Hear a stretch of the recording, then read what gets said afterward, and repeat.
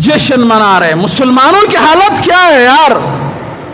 अब भी सर्वे किया जाए, सबसे ज्यादा झूठ बोलने वाले मुसलमान है, सूद खाने वाले मुसलमान है, बहनों के हक न देने वाले मुसलमान है, माँ बाप को गालियां देने वाले मुसलमान है, कुरान को पीठ पीछे फेंकने वाले मुसलमान है, हरामखोर मुसलमान है, मिलावट करने वाले मुसलमान है, गीबत करने वाले मुसलमान है, चोरी और डाके करने वाले मुसलमान है, एक एक मोबाइल के लिए लोगों को कत्ल करने वाले मुसलमान है।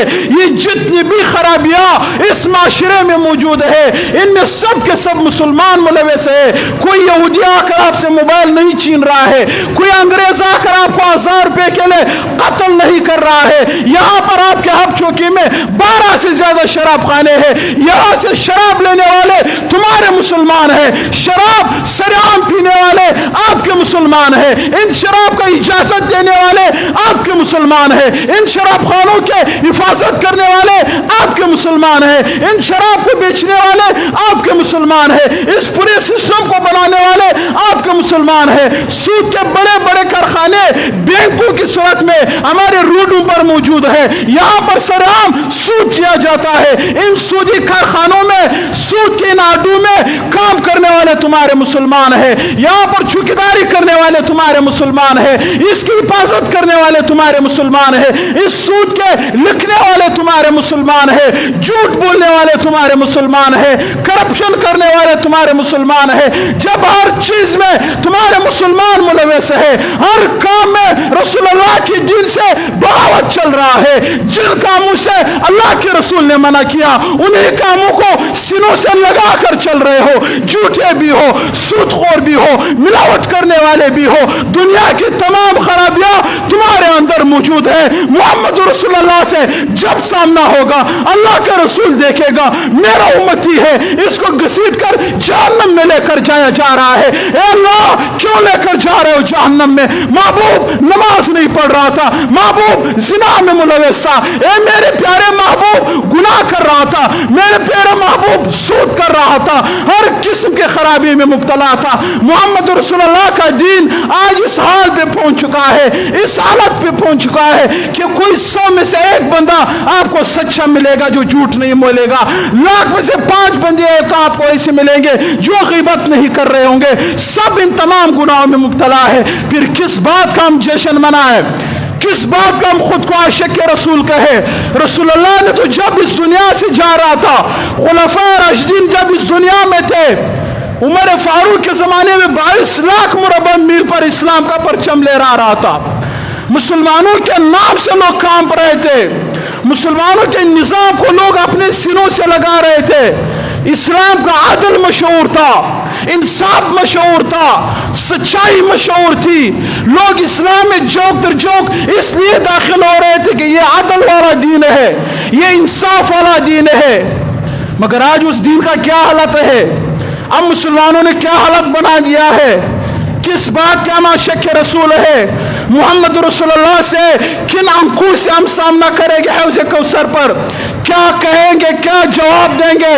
अल्लाह का रसूल कहेगा ये दीन मैंने जब आप लोगों के दरमियान छोड़ा, इस दीन का उरूज था, आज सबसे जलील ये उम्मत है, सबसे ख्वार ये उम्मत है, सबसे ज्यादा कत्ल किया जाने वाला ये उम्मत है, सबसे ज्यादा पीसा जाने वाला ये उम्मत है। क्या जवाब हम मोहम्मद रसूलुल्लाह को देंगे?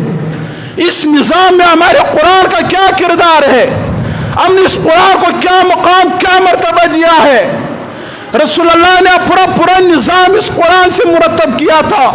खुलफाए राशिदीन ने अपने पूरे साल जितनी जब भी हुकूमत चलाया इस कुरान से चलाया, और इस कुरान में अल्लाह ने फरमाया अपने नबी से, महबूब इन काफिरों का कोई भी बात न सुनो, इनके किसी बात पर तवज्जो न दो, जो मैं कह रहा हूं, मेरा कुरान कह रहा है, उसी पर अमल करो, उसी को अपने सीने से लगाओ, आपको दुनिया का कोई भी ताकत शिकस्त नहीं दे सकेगा। आज हमारे इस निज़ाम, इस कुरान का क्या मुकाम है? इस कुरान को कौन सा दर्जा दिया गया है? अदालत जाओ, आपको 1000 रुपए में झूठा गवाह मिल जाता है, 1000 रुपए दो, आकर गवाही देगा कि हाँ इस बंदे को मैंने अपने आंखों से कत्ल करते हुए देखा है। 1000 रुपए पे आपको झूठे गवाह मिल जाते हैं। یہ نظام ہے تمہارا. یہاں پر غریب غریب تر ہوتا جا رہا ہے, پھستا جا رہا ہے, خودکشیاں کر رہے ہیں غربت کی وجہ سے, اور امیر سرمایہ دار تر ہوتا جا رہا ہے. یہ دین تو اس لیے آیا تھا کہ یہاں پر کسی کا کوئی فرق نہیں ہوگا, ظلم نہیں ہوگا, ظلم کا نام و نشان نہیں ہوگا. آج کتنے ظلم ہو رہا ہے, کتنے ظالم ہمارے اوپر مسلط ہے. اس دین کے ساتھ ہم نے کتنے بے وفائی کیا ہے, کتنا خیانت کیا ہے. کس بات کے ہم عاشق رسول ہے بھائی, کس بات کے؟ اس دین کو ہم نے بس جھنڈو تک محدود کر دیا ہے, جشن تک محدود کر دیا ہے, جلوس تک محدود کر دیا ہے. اس دینی جھوٹ کو حرام قرار دیا ہے. بدبخت, جھوٹ نہ بولو. جھوٹ اگر بولو گے اور خود کو عاشق رسول کہو گے تو آپ سے بڑا دجال اور جھوٹا کوئی بھی نہیں ہے. اس دین نے سود سے منع کیا ہے, سود پر لعنت بھیجو, آپ سے بڑا کوئی عاشق رسول نہیں ہے. اس دین نے کہا کہ باپ کی جائیداد میں اپنی بہنوں کو حق دے دو ان کا. آپ نے ان کا حق دبایا ہوا ہے اور خود کو عاشق رسول بھی کہتے ہو, حج پر بھی جاتے ہو, نماز بھی پڑھتے ہو. آپ کو پتہ نہیں ہے میرا کوئی بھی عبادت قبول نہیں ہے کیونکہ میں حرام خور ہوں, اپنی بہن کا میں نے حق دبایا ہوا ہے. تو میرے بھائیوں, جب تک اپنے عمل سے یہ ثابت نہیں کریں گے کہ ہم عاشق رسول ہے, تب تک ان چیزوں کا اللہ کو کوئی ضرورت نہیں ہے. یار اللہ کو دھوکہ دینا چاہتے ہو, چلو مجھے دھوکہ دے دیا, اس کو دے دیا, اس کو دے دیا, وہاں کو دے دیا, امریکہ والوں کو دے دیا, یورپ والوں کو دے دیا, ان لوگوں کو دھوکہ دے دیا. اللہ کو کیسے دھوکہ دو گے؟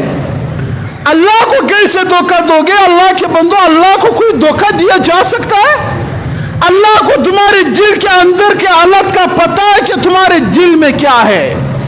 اللہ کو تمہارے دل کے ایک ایک ارادے کا پتہ ہے کہ تمہارے ارادے کیا ہے. اللہ کو تمہارے رات کے اعمال کا پتہ ہے کہ تم رات میں کیا کر کے اٹھے ہو. اللہ کو تمہارے کاروبار کا پتہ ہے کہ تم کس دل, کس سچائی, کس ایمانداری کے ساتھ کاروبار کرتے ہو. اللہ کو تمہارے اخلاق کا پتہ ہے. اللہ تمہارے شرک سے بھی تمہارا قریب ہے. تو کس طرح آپ اس اللہ کو دھوکہ دو گے؟ اللہ کو کوئی دھوکہ دے سکتا ہے؟ اللہ ایسی ذات ہے جس کو دھوکہ دیا جائے؟ لہذا یہ سارے دکھلاوے اللہ کو دھوکہ ہے. جب تک اللہ کا دین غالب نہیں ہوگا, خدا کی قسم ہم اتباع رسول کا دعویٰ نہیں کر سکتے ہیں. عاشق رسول ہم ہے, مگر اللہ کے رسول نے یہ دین اس لیے لایا کہ میرے دین کا اتباع کیا جائے. اتباع نام یہی ہے کہ اللہ کے سوا کسی کے طاقت کو تسلیم نہ کیا جائے. اللہ کے سوا کسی کے روب اور دبدبے کو تسلیم نہ کیا جائے.